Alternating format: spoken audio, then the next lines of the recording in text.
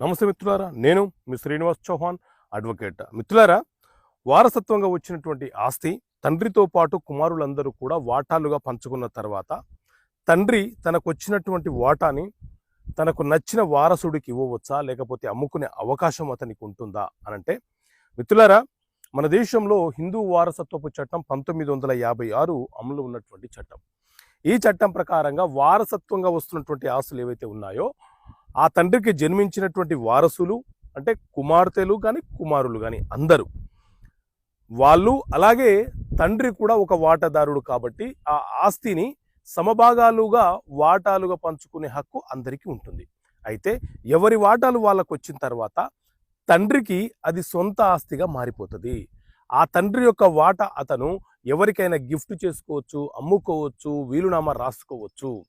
అదే వారసులైనటువంటి వాళ్ళకు వచ్చినటువంటి కుమారులు